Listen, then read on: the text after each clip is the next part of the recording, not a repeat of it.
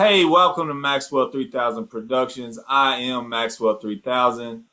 Today, again, I have with me the man, the myth, the legend, my pops, Wayne Carter.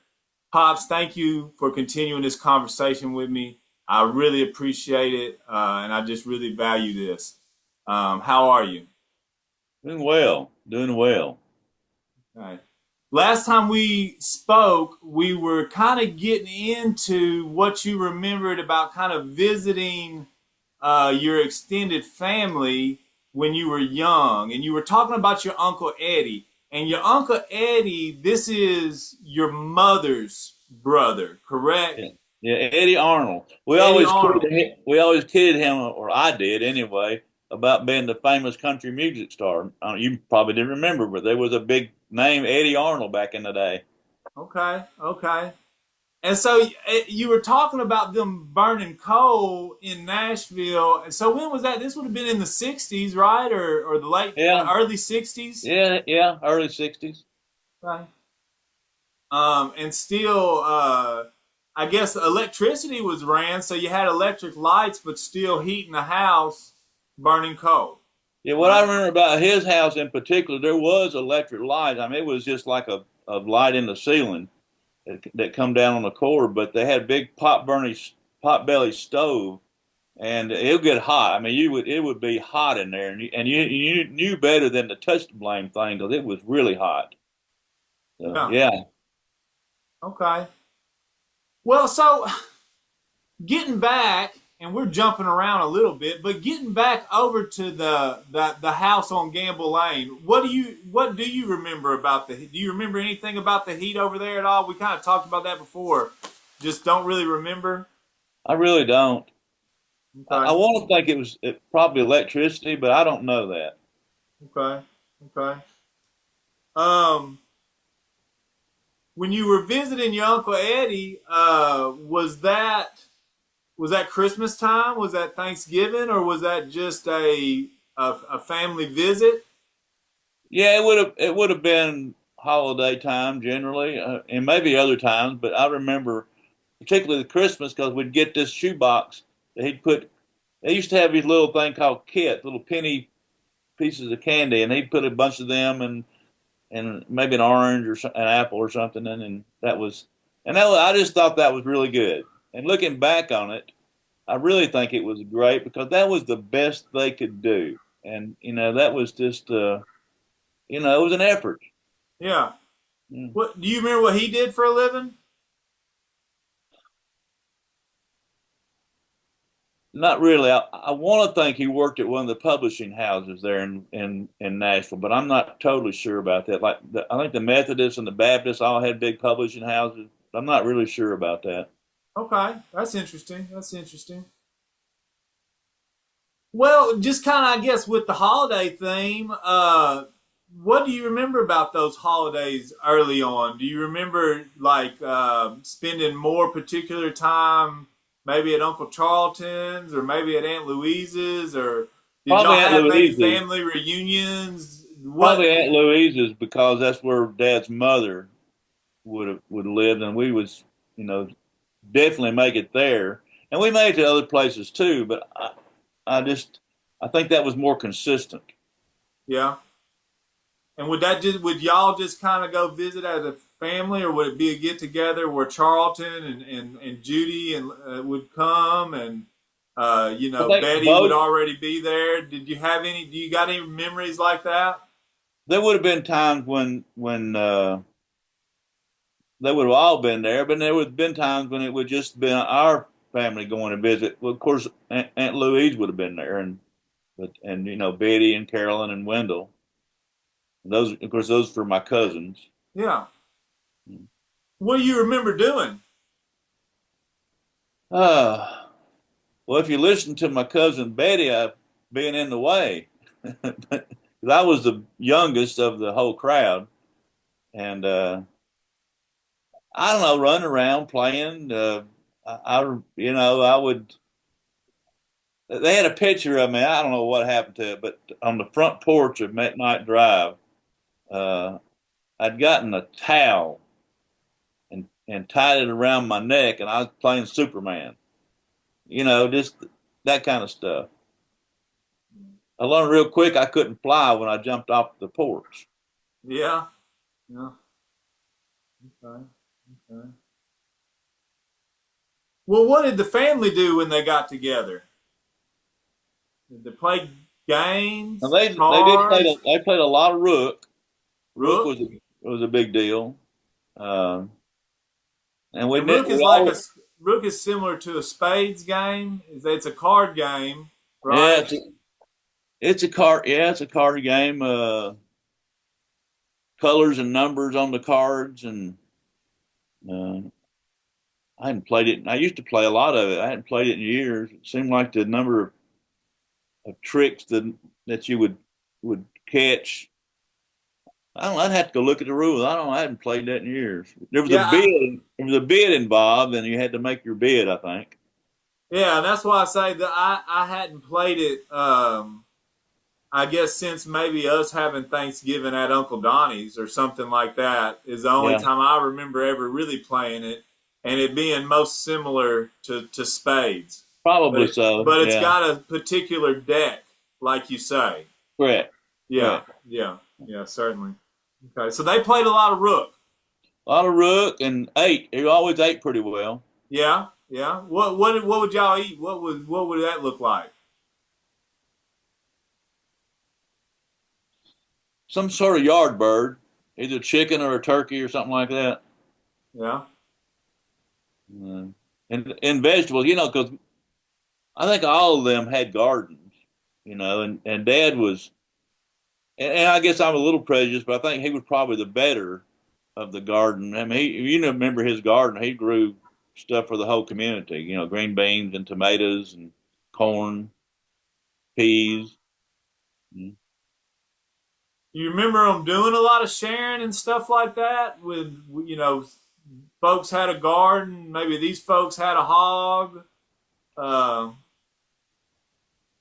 Well, no, Uncle Charlton, because he had a farm, he had hogs and cows and chickens, and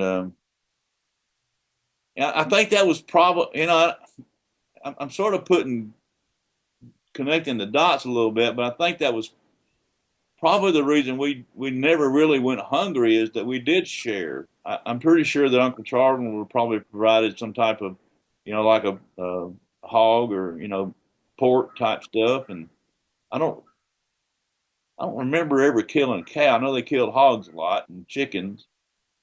Uh, my my guess is they pretty much sold the cows. So sold that the would have beef. been a, Yeah, yeah. Hmm. That's interesting. That's interesting. All right. Well, what else do you remember? Do you have any memories with your grandmother at Aunt Louisa's? Did you get to have any relationship with her? And I guess I looked up. I was wrong about when your grandfather died, and I don't have that in front of me now. I think it was actually maybe I don't want to misquote it, but it wasn't in '54. It was after that. Um, do you have any memories with her?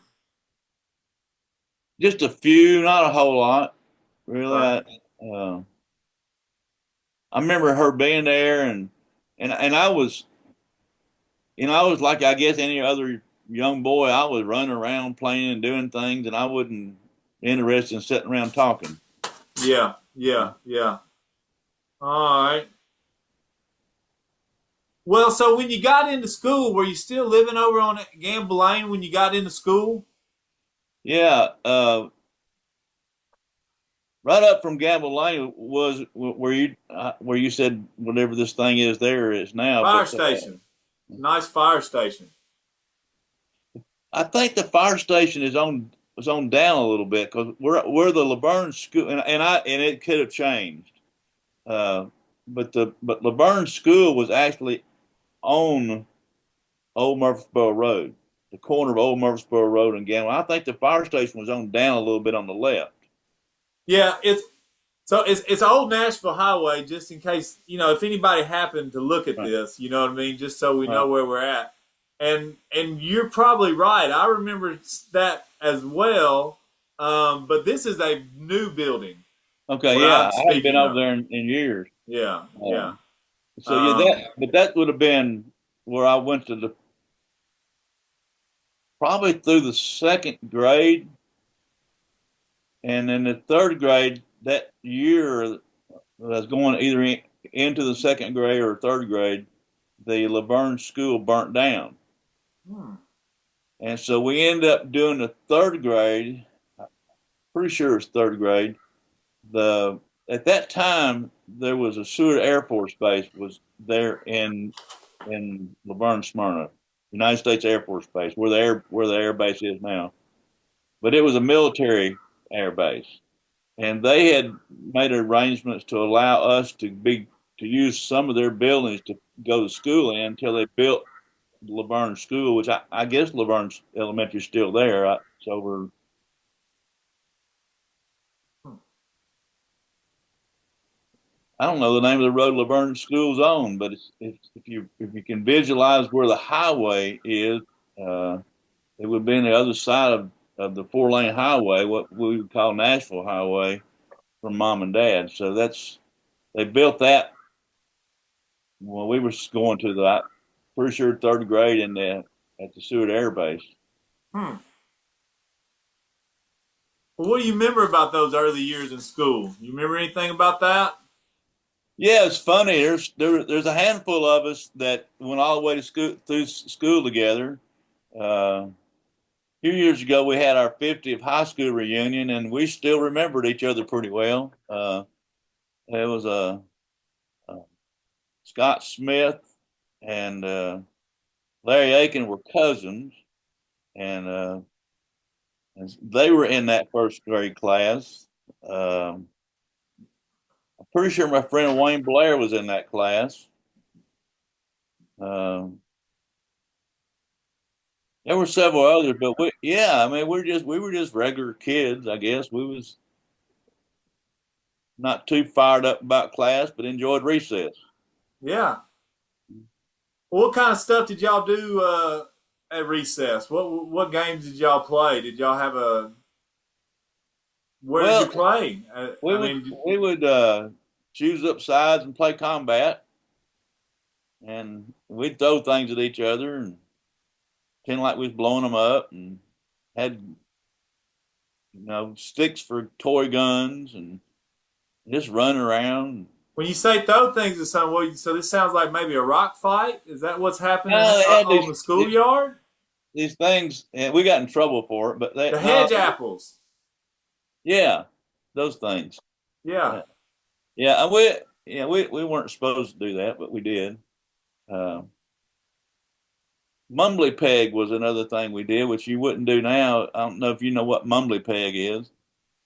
But you had a pocket knife, and you'd open the pocket knife up, and you put the tip of the blade on your finger or some part of your body, and try to let it fall or throw it up so it was sticking to the ground.